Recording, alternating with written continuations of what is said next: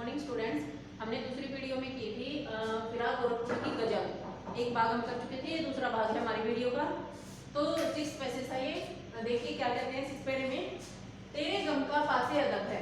तेरे गम का किसका? अपनी प्रेमिका के गम को कह रहा है वो कवि। तेरे गम का फासे अदब है, कुछ दुनिया का ख्याल भी है। फासे अदब से क्या अभिप्राय है अपना? लिहाज है।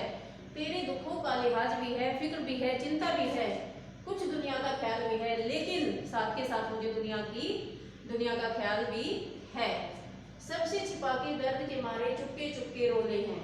अब कवि यहाँ कहना चाहता है कि ये दुनियादारी मुझे तेरे प्रेम में मग्न नहीं देखना चाहती है। मुझे यहाँ कौन है? कवि। तेरे मतलब उसकी प्रेमिका के प्रेम में मग्न नहीं देखना चाहती है, इसलिए मैं उनसे छुपाता हूँ अपनी बातें और तेरे दुख में, तेरे गम में छुप कर रो लेता हूँ। अर्थात कहने का क्या अभिप्राय है कि मैं अपनी सारी बातें दुनियादारी को नहीं बताता हूँ, दुनिया के लोगों को नहीं बताता हूँ।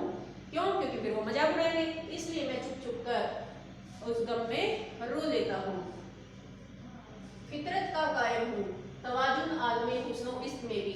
फितरत होता है बेटा स्वभाव, प्रवृत्ति का कायम हूँ कि मैं अपनी प्रवृत्ति पर कायम हूँ, स्वभाव। तवाजुन आलमे हुस्नो इश्क में भी। तवाजुन होता है संतुलन बनाना, किसी भी चीज का बैलेंस। जैसे टाइम और वर्क का बैलेंस होता है, ऐसे ही काम और समय का संतुलन होता है। आलमे हुस्नो इश्क में भी। आलमे हुस्नो इश्क का अभिप्राय क्या होगा? हुस्न मतलब सौंदर्य, इश्क मतलब प्रेम, कि भी मैं अपने स्वभाव पर कायम हूँ, अपने स्वभाव का कायम हूँ। हुस्न और इश्क के इस संसार में संतुलन जरूरी है। स्वभाव प्रवृत्ति जरूरी है, उसमें संतुलन जरूरी है। उसको उतना ही पाते हैं खुद को जितना खो लेते हैं। अब प्रेम और सौंदर्य में मतलब संतुलन जरूरी है। मान लीजिए कोई भी कार्य कर रहे हैं हम, उसमें संतुलन चाहिए। मतलब मान लिया मैं आपको कुछ दे रही हूँ, आपके उधर से भी तो कुछ आना चाहिए। अगर मान लिया मैं ही कुछ कहती रहूँ आप जवाब ना दे तो वो संतुलन नहीं है ना।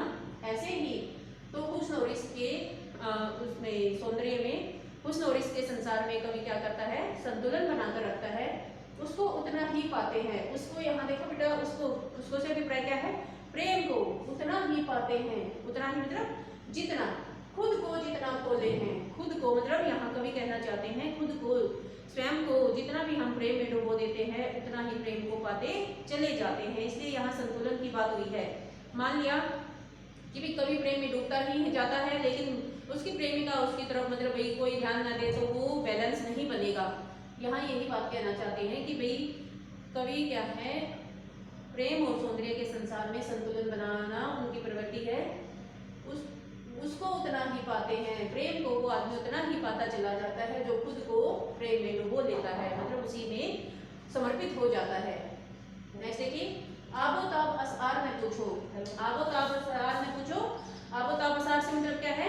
ऊपरी चमक दमक ने पूछो। तुम भी आंखें रखो। तुम भी आंखें रखने का मतलब क्या है? तुम भी समझदार हो। ये जगमग बैतों की दमक है। बैत होते शेर, जो गजल के अंदर शेर कवि ने गाए हैं। ये दमक है, या हम मोती रोले हैं, या मेरे दिल के निकले हुए बोल हैं। कवि यहाँ क्या कहना चाहते हैं? ऊपरी चमक दमक देखकर तुम मेरी शायरी पर फिदा मत हो। तुम भी आंखें रखते हो मतलब तुम खुद भी समझदार हो। ये जगमग, जगमग मतलब चमकते, बैत मतलब शेर और दमक चमक, ये जगमग बैतों की दमक है। मतलब जो तुम मेरी शायरी पर फिदा हो, ये ऊपरी चमक दमक देखकर मत होइए, क्योंकि ये मेरे दिल के निकले हुए बोल हैं। मेरे दिल की ये भावनाएं हैं, जो ये आंसू हैं मेरे दिल के आंसू हैं, मेरी आंखों से निकले हुए आंसू हैं, इसलिए इनमें चमक आई है। मेरी शायरी में चमक इसीलिए आई है और इसलिए दुनिया इन पर कुर्बान है। ऐसे में तू याद आई है। ऐसे में कैसे में? अंजुमने मैंने रिंदों को। अंजुमने यहाँ बेटा अंधेरी रात का जिक्र किया है कवि ने। अंजुमने में क्या होता है? शराब की महफिल। शराब की महफिल में, रिंदो मतलब शराबी को, स्वयं को कवि शराबी कहते हैं कि शराब की महफिल में शराबी को मतलब कवि को अपनी प्रेमिका की याद आई हुई है। रात गए गर्दों पे। गर्दों क्या होते हैं? आकाश की। रात में आकाश में फरिश्ते होते हैं भाई। आसमान में जो फरिश्ते होते हैं वो बाबे गुनाह जब खोले हैं, मतलब जब होता संसार, बाबे गुनाह मतलब संसार में जो लोग हैं उनके गुनाहों का लेखा जोखा फरिश्ते जब रात में संसार के गुनाहों का लेखा जोखा फरिश्ते कर रहे होते हैं, उस अंधेरी रात में उस अंधेरी रात में मुझे तेरी याद आई हुई है। तेरी से क्या अभिप्राय है? कवि को अपनी प्रेमिका की याद आई हुई है। स्वयं को शराब भी बताते हैं, शराब की महफिल का यहाँ जिक्र किया है कि शराब की महफिल में आधी रात को कवि को अपनी प्रेमिका की याद आई हुई है। अब ये अपने दिल के बोल बता रहा है बेटा, इसलिए ज्यादा मतलब प्रसिद्ध है। सदके फिराक, सदके फिराक, फिराक यहाँ किसके लिए है? फिराक गोरखपुरी जी के लिए। सदके मतलब कुर्बान। सदके फिराक एजाजे सुखन, एजाजे सुखन मतलब काव्य सौंदर्य।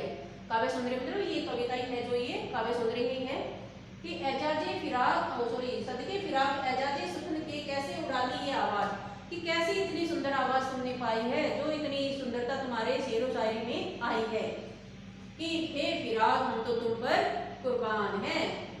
एजाजे सुख मतलब काव्य सौंदर्य में इतनी जो सुंदरता तुमने पाई है उस पर हम कुर्बान हैं। इन गजलों के पर्दों में, पर्दे होते हैं चरण, पर्दे होते हैं चरण, कि इन गजलों के चरणों में तो मीर की गजलें बोले हैं। मीर की गजल से बेटा क्या अभिप्राय है? प्रसिद्ध शायर रहे हैं मीर जी, उनके ही जैसे उनकी गजलों में है ये बोल, वैसे ही कहाँ फिराक गोरखपुरी की गजलों में ये बोल आए हैं। तो क्या कह दिया है लोगों ने? सदके फिराक एजाजे सुकून की कैसे उड़ा ली ये आवाज, कि हे फिराक गोरखपुरी हम तो तुम्हारी शायरी पर क्या है? कुर्बान हैं। इन गजलों के पर्दों में, इन गजल मतलब जो ये गजल गा रहे हैं, शेरो शायरी कर रहे हैं, इनके चरणों में तो जैसे मीर की गजल के बोल हैं, मतलब जैसे मीर प्रसिद्ध शायर हैं उनकी गजल के बोल हैं भाई बहुत ही सुंदर, वैसे ही तुम्हारी गजलों के बोल हैं। मतलब यहाँ मीर की गजल के समान फिराक गोरखपुरी की गजल को बताया है, वैसी ही सुंदरता यहाँ पर दिखाई गई है। तो बेटा यहाँ इसमें अपनी प्रेमिका का वर्णन कर रहे हैं, कहीं प्रकृति का वर्णन कर रहे हैं। तो ये आपकी पूरी हुई क्या? गजल कविता। तो अगर इसमें कोई दिक्कत होती है तो आप मुझे बताएं, मैं आपको फिर कंफर्म करवाऊंगी, फिर अच्छे से करवाऊंगी अगर कोई और डाउट है तो। ओके।